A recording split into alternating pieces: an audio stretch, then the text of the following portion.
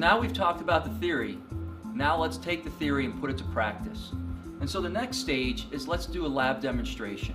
And what we've done is we have this warm plate, and the warm plate is set to a temperature that's similar to when you start to perspire, at 35 degrees Celsius or 96 degrees Fahrenheit.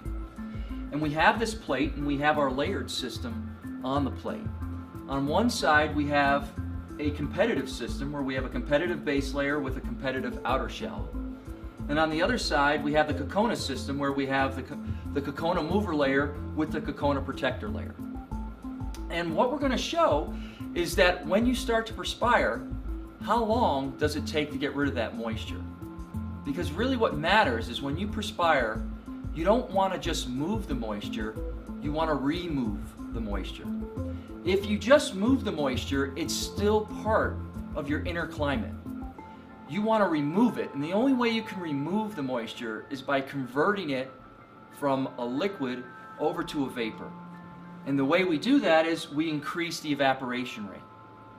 And so what I'm going to show in this demonstration is three things. I'm going to put a drop for the competitive layer. I'll put a drop just on your skin, so that's just like if it was on your skin by itself.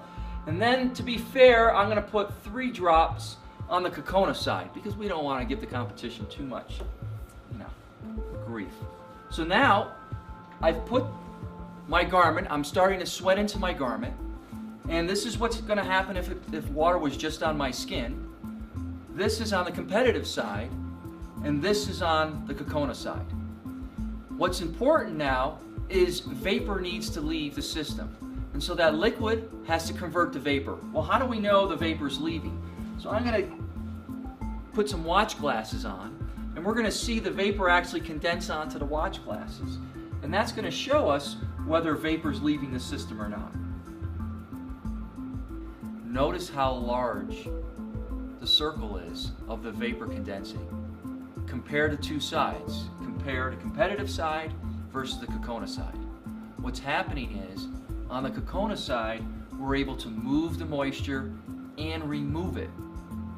The evidence of the removal part is the vapor condensation. Well, let's look under the Cocona side. You can see that the Cocona has wicked out and moved the moisture into a nice big circle, and it's pulled it off the skin.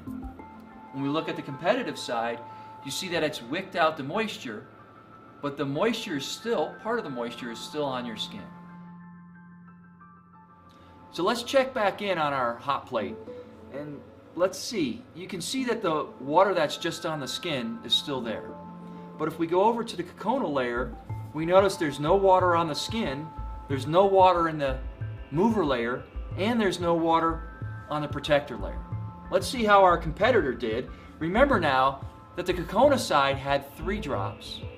The competitor side had only 1 drop, and our skin only had 1 drop. So you can see the moisture is still on the fabric, still on the protector layer. And so what system would you rather have? The wet system or the dry system?